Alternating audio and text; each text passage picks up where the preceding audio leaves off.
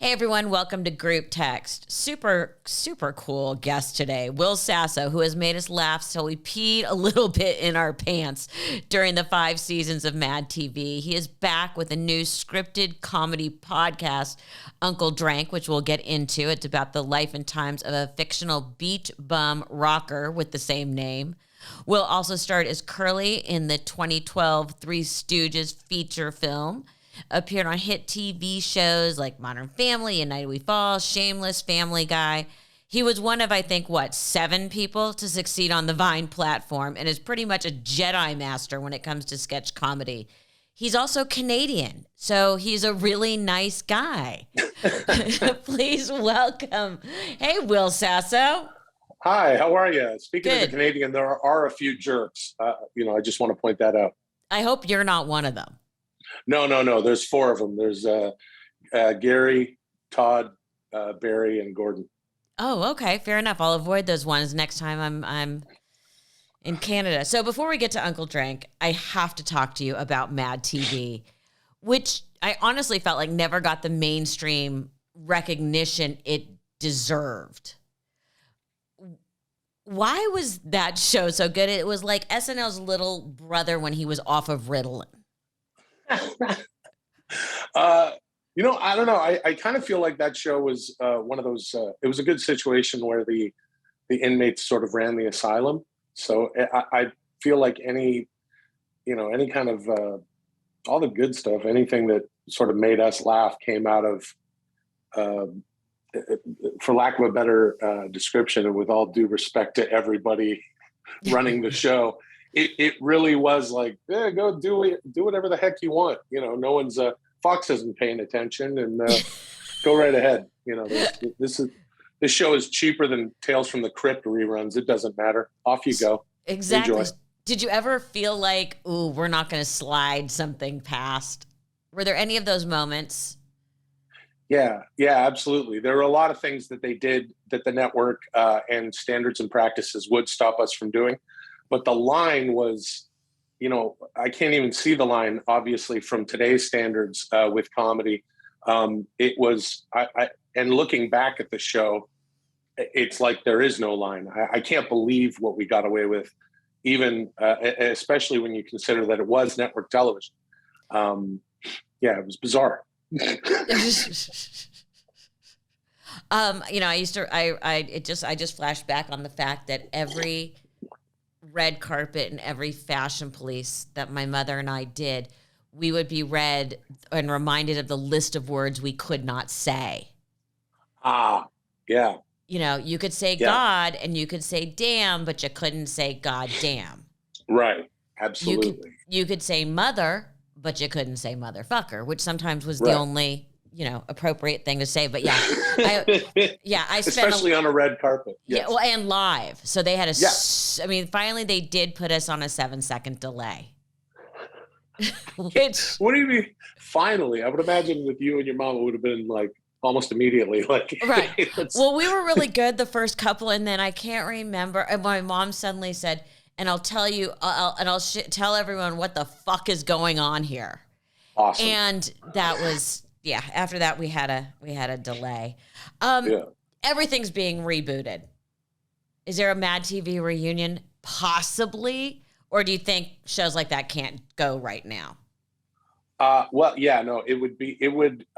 just, at the end of the day, it would have to be a very stripped down version of it. They did a sort of a reboot back in 2016, I believe, the summer of 2016. They shot a few episodes with a new cast. A lot of the old writers came back. A lot of the old cast came back and did little bits here and there. And in my opinion, and I don't think this is a reach to say, I think it was on the wrong network. It ended up on the CW and in primetime.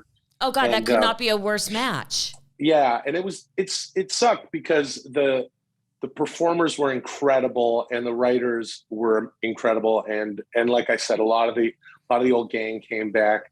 But yeah, I think it proved to be just not something you can do again. Right, but that was a CW and Mad TV. It was a real bad marriage. Yeah. I mean, I would have stood up at the wedding and said, Does anyone else think this isn't going to work? And Yeah. is it too late to take back my gift? Yeah, absolutely. Yeah. And even showing up like to just, like I can't, we all came back and we had a great time, but it was like, huh, we can't, but we always, okay. It was one of those. But Could you it imagine was trying to do that now? impossible. Absolutely impossible. I mean, again, I do look back at some of the bits on the show and I'm like, that is, I love it. I feel like, I mean, I don't want to hurt anyone's feelings in comedy. I never have. And I didn't even when I was on Mad TV. It was just a different, I mean, it's like they say, it was a different time. Jokes were taken differently. And You mean as jokes? yeah, they were taken as humor was usually, yes, imbibed as jokes. And yeah, it was just different. And, I mean, obviously now you can sort of point to, well, why is that? And people having a voice and a direct through line to the media that they're taking in with regard to having social media and everyone's all hooked up and yeah. And I'm saying that even if just, even if I just made it hypothetically, let's take into account how people feel about stuff. We're in an age where it's like we don't want to offend and rah rah and all that. I'm saying push that all the way forward. It still is. I mean, these are just reasons that you can't get away with it at all anymore. Back then, it was just this is television. You can't speak back to the television. You just got to turn the channel, and now it's different. So you couldn't do it again. I don't think people know what kind of a grind it is working on a show like SNL or Mad TV or in Living Color every single week, having to stay fresh, funny, and relevant. Well, sure. I mean, yeah, you're trying to create a product that is irreverent, funny, and it has to have a certain bite in order to get attention so that it can get some eyes. And at least we sort of had a lot of freedom back then. I guess to say, yeah. I mean, I love the fact that you guys were like, oh, nobody's watching. We can do what we want to do. Yeah. You hear that? What is that? I think, it's the neighbor. Anyway. Oh God, sorry. What are they doing? I don't know. Some, it sounds like something propane powered. Hopefully they're not like doing something, I just finished watching the Dahmer series. So when you hear weird noises, have you watched it? Yeah. We're almost done. Yeah. So yeah, your neighbors smells and sounds from the neighbors send me a little That's bit around right. around the bend right now. Yeah, exactly. We all approach the vent as Niecy Nash going, what is going on in there? Yeah, exactly. Well, I was hearing tapping the other day. I'm like, what the hell is that? Like, why is there tapping? Yeah. It always makes me wonder. You work a lot in ensembles. I mean, from Super Troopers and a lot of the other stuff. Is ensemble comedy sort of your happy place? Yeah, I think so. Actually, I yeah, to put it flatly, yes. I mean, I love acting, and I'm very happy and fortunate that I get to do that for a living. And I've always sort of, and it's come from Mad TV and many other projects where comedy is to me it's a team sport. So when you can work in a good ensemble and everyone's sort of firing on all cylinders, it doesn't get much better than that. How did you get started? Oh, I'm originally from a little suburb just outside of Vancouver, Canada, and in the late 80s, early 90s, there was like a lot going on. There still is, obviously. They shoot a lot of stuff up there. So I was literally so fortunate that all I really had to do was skip school and get on a bus and then try to hustle a few auditions here and there. And so I got an agent when I was 15, which was like a coup. So fortunate again. And I literally just, I don't know, when you look back and you go what was I even thinking? Well, the answer was I was stupid. And then I go, how come I'm only figuring that out now? And then the answer is because I'm stupid. Exactly. So yeah, it was a lot of stupidity that's led me from there to here. And I'm thankful for the stupid person that I was then and the stupid person that I am now. Truly, I think that's at the top of the list with regard to how I was able to break into the show business, I guess. But okay, did you, because I always am curious, especially with comedians and writers, did you want to be an actor first or go into comedy first? Because very often, I always say comedians are usually the best actors. Yeah, some of them. Yeah, some of them are. Yeah. You know, Yeah. so you always, that's always fascinating me. But which came first for you? I kind of, I mean, I was a class clown like everybody else who ends up in show business. And then, so I liked making people laugh. And my influences were, are it's a pretty predictable list based on the time period I grew up in. So there was a lot of, I grew up in Canada, so it was SETV. Yep. And we were watching a lot of, of course, Monty Python and Saturday Night Live at any era. And then things like, you were also watching like Pee-wee's Playhouse or Carol Burnett or The Muppet Show or whatever. So it to me, it kind of happened at the same time. And it wasn't until, as a young child. And then once you get into some more organized stuff in school, then you try it for plays and stuff. And I think that gave me an appreciation more for acting and seeing the stuff that wraps around the funny bits in the John Candy, the Bill Murray movie, any sort of property. And I wanted to be an actor. So they both sort of happened at the same time, and yet they're kind of separate. I approach them, I already prefaced this by saying I'm stupid, so it's okay to say this now. Funny acting is still acting. By the way, not everybody can do it, and comedic acting. I think I just made up a new thing, but I don't know how to say it. Is much harder.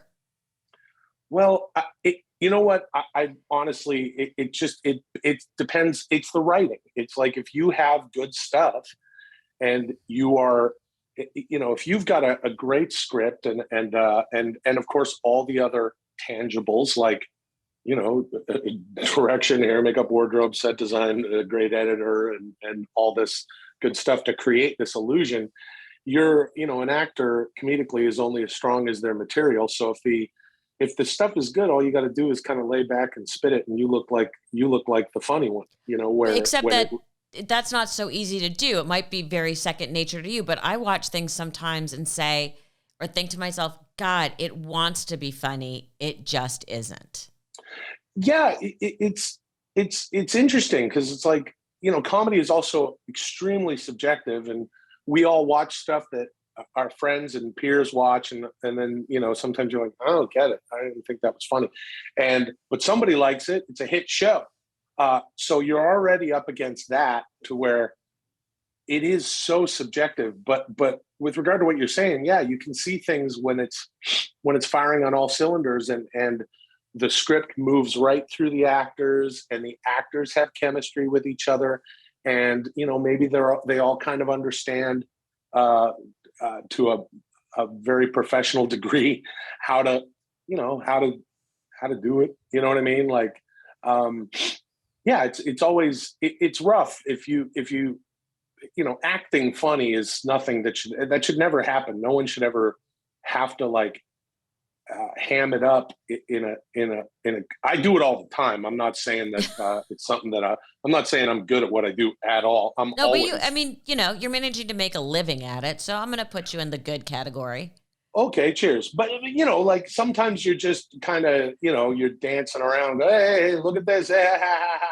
And then other times it's like, oh my goodness, this is so good. The stuff that we're doing, you really just have to sit there and look and you look at the great shows. Look at, I don't know, just as an example, there are, of course, literally thousands of incredible, shows and properties like this. But, well, not like this, but look at Cheers. Like, what did, Ted Danson never gets above a 2 or a 3, and he's hilarious. All of them.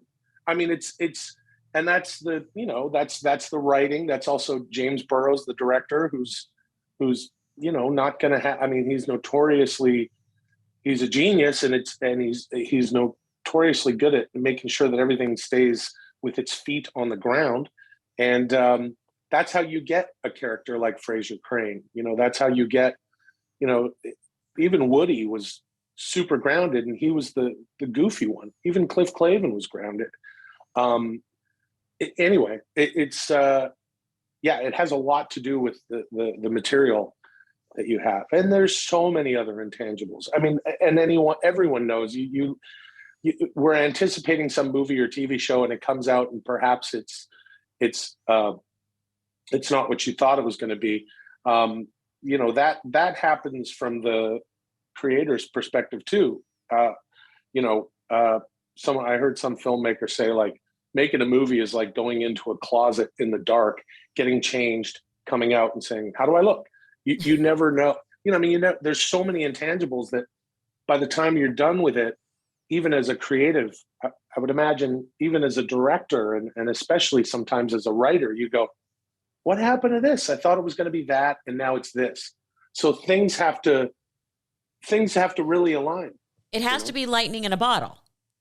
Yeah, and it's hard to duplicate that. It's sometimes it's great. Shows show up all the time that have a new feel to them, and you check them out and go like, oh my gosh, this is brilliant. How did they do this?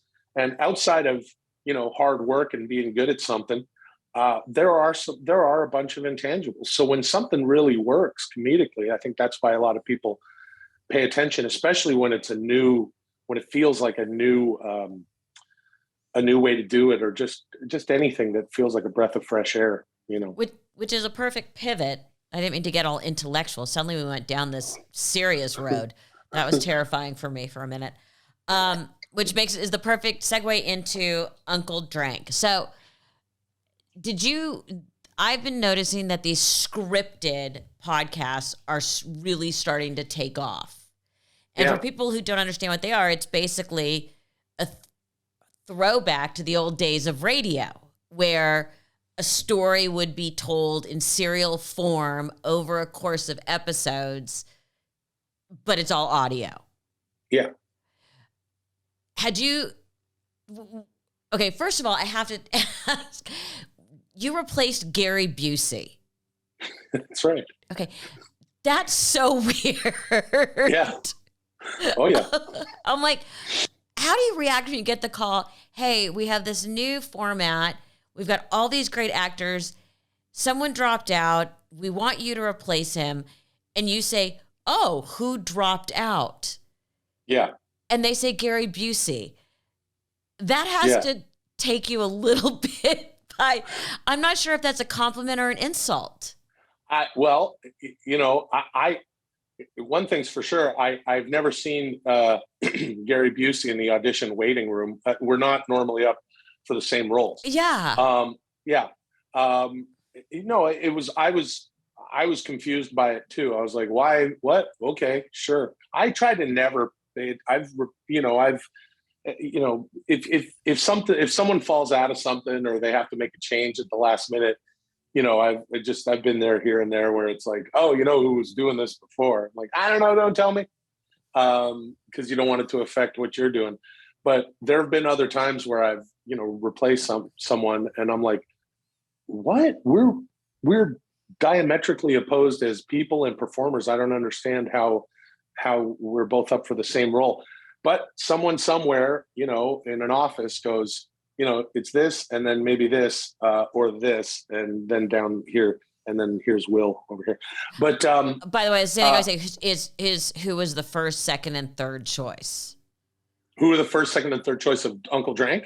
No, I'm saying, like, when I get calls like, do you want to do something? I'm always like, who was the first, second, and third choice? Yeah. Because by the time you get to me, so many people have said no. Yeah. No, yeah, that's I'm sure that's not true. But no, it is for everybody. Yeah, that's true. And I know that Uncle Drank was, they had other options before Gary Busey. Originally, it was going to be Helen Mirren.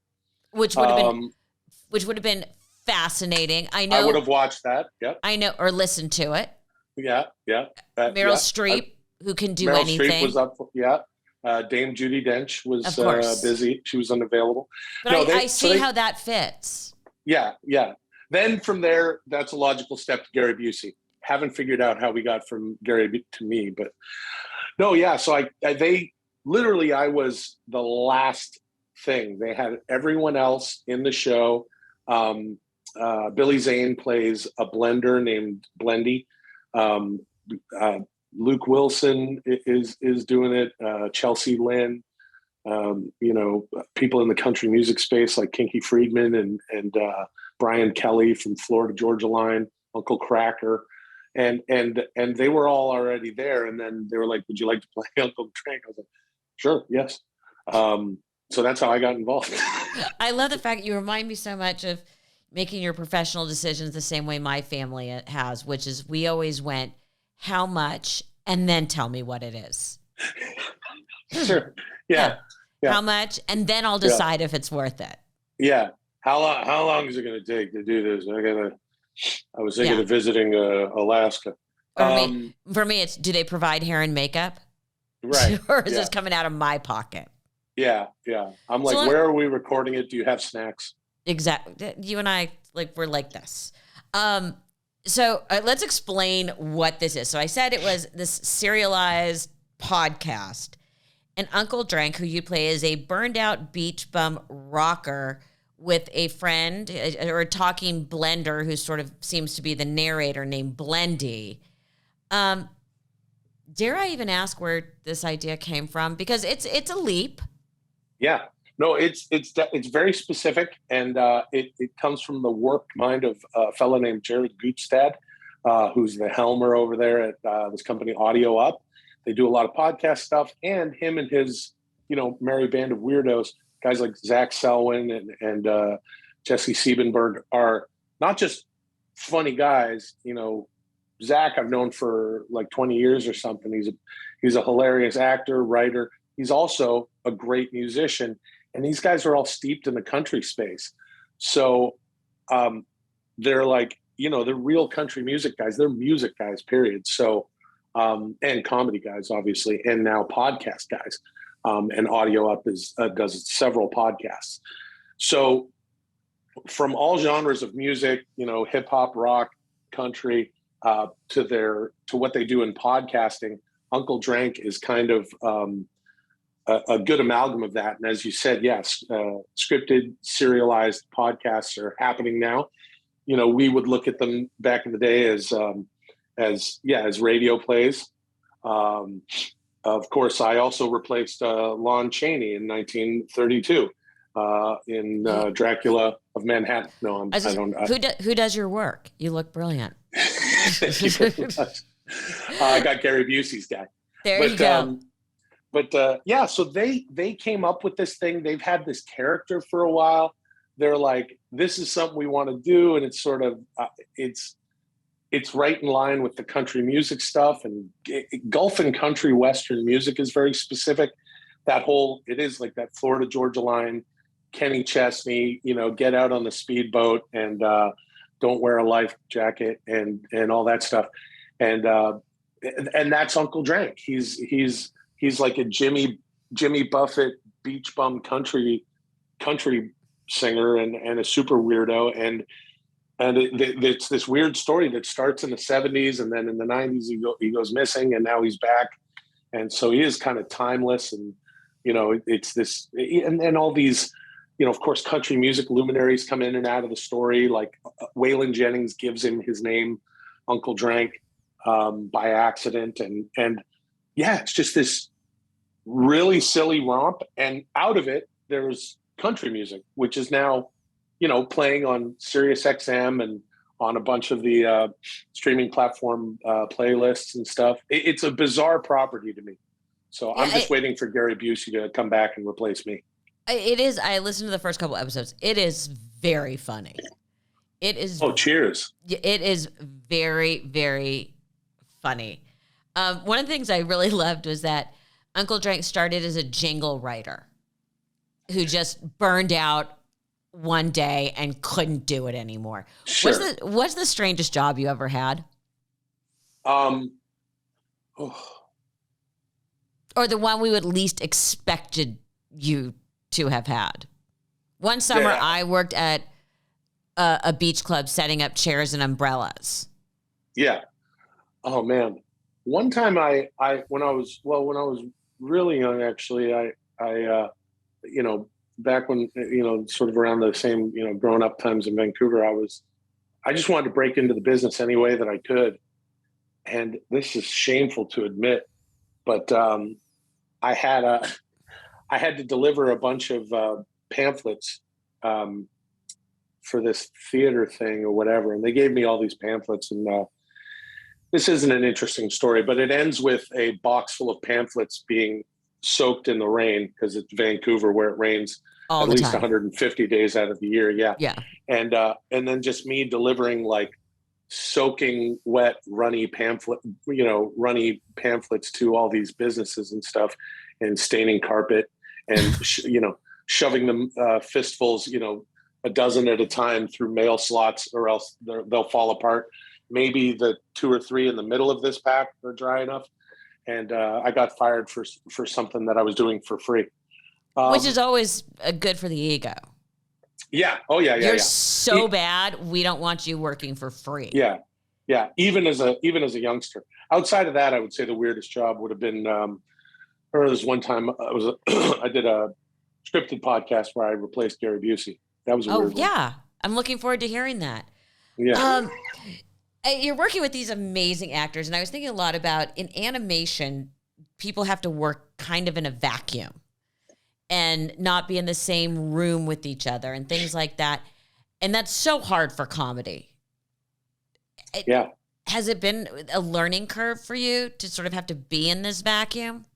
To be honest, I actually prefer it. When you do an animation, as a lot of people know, it's like they're not usually, a lot of times you're not with the other actors and stuff. You're just doing your stuff. I think it actually lends to a better final product, believe it or not. I really do believe that, because it's, how do I put this? It's like, specifically with something like this, where it's fast paced, it's goofy. It's almost the opposite of acting, wherein, in any sort of scene, you need extreme connection to everybody. You're playing off of everyone else, and you're coming up with a real situation or whatever. That's my doctor term for what acting is. Doing a situation that would happen in life. So anyway, told you I was stupid. With this, and sometimes with animation, it's just like, when you see like Family Guy and stuff like that, a lot of times, just having been around a little bit doing some of those, they know exactly what they want. And it's like, no, just your regular speaking voice. Do it 3 times. Okay. Can you try one a little angrier? No, less angry. Got that. Okay, next. And these guys know what they want. Like I said, Jared and Zach are, they're very funny guys. And so when they hear it, they know it. They know what they need. And look, these characters are, and I mean this in the best way, idiotic. I mean, it's all insane. I was going to say hyper realistic. That's a very, yes, that would, back on Mad TV, we would say idiotic and we would mean it with reverence. And now we would say hyper realistic and mean it with just as much reverence. Yes. It's silly. It's super silly, and it's supposed to be silly. And it's supposed to it's just, especially nowadays. And, we all know the ending of this sentence. It's just like, just make me laugh. Like, I'll watch it. We'll watch Dahmer at night when we'll be reminded of something absolutely horrific and put it into context nowadays, which that series has done an incredible job with. Or I want to listen to Uncle Drank, and who is it? Will Sasso, Gary Busey? Doesn't matter. Make me laugh. And I think for those reasons, when I hear it back, and having not been in a room with the other actors, like I dig it, and I can't in my head tell what the difference would have been if we were all together. I love that it's punchy and fast, and that's what it should be. So. Yeah, I was going to ask if there were any similarities between you and Uncle Drake, because I know sometimes late at night I think my toaster oven's talking to me, but that's a separate conversation. I want to pivot back to you because I always love asking comedians or comic actors from Canada, do you think you have a better sense of like almost an extra layer of comic observation of the American culture because you do actually get to look at it from the outside? I think so. I've heard How it said. stupidly funny are we as a culture? Pretty awesome. Pretty funny. It's pretty good stuff. I say we because I am also an American citizen. But I believe on the world stage we are the class clown, definitely, especially after the past few years. And we are really doing a wonderful job entertaining the rest of the planet. And, there's been so many analogies made, of course, putting Canadians as the upstairs. We're the neighbor upstairs. They're like, what are they doing down there? It's 2 a.m. It feels like that outside of America. And I get to have a unique vantage point being a Canadian and an American, spending, living here and spending a lot of time there too. And just, seeing what it's like socially. We're all hooked up to the same cable. American culture and North American culture, just when you look at it super macro, is there much of a difference between a city like Toronto or Chicago? Of course, there are millions and millions of differences if you look closely. But if you look out and you're perhaps an alien deciding which city to hover over, you can't tell the difference. And I think that as Canadians, we feel like we're part of the American culture. They feel the same way in Japan. They feel like they're a part of American culture and they're building the culture further. But the other thing about Canada is it is a separate country. Socially, we're very different. Culturally, we are very different. And we do get to look at America and go, what the heck is going on down there? And I think that has bred so much comedy over the years. When you look at all the, people talk about Canadians in comedy. When you look at, a show like all the SCTV, all the great grades that came out of there. Yeah, that's a show that was shooting in Toronto and Edmonton later on. Edmonton is one of the only cities in Canada that's off the 49th parallel. They're way up there. It's cold as shit, and at the same time they're doing the Bobby Bittman, and they're doing all these tropes that are very North American TV culture. We are all hooked up to the same cable, and these are performers who are, a lot of them were based in Toronto. Some of them were from Chicago and with this old Second City, guys that came up like Joe Flaherty. But it is, or you look at like the Kids in the Hall, where the Kids in the Hall are doing sketches just based loosely on, the suburban experience or whatever. Like it was sort of this globulous, it was never overtly Canadian. Some of it was, if you're Canadian, you could go, oh, that character is so Canadian, and that's funny to me. The rest of it was just kind of like, here we are in a modern world, and this is what we're making fun of. And I think that, one of the raw ingredients to that for Canadians is looking at America and going, holy shit. That's all. As an American, I look around and go, holy shit. Yeah. Okay, so back to Uncle Drake. He lives by, which cracked me up, the 8 B's. Yeah. Which I don't remember them. I know the last one is bananas. Booze, beers, beaches, babes, bananas, Busey.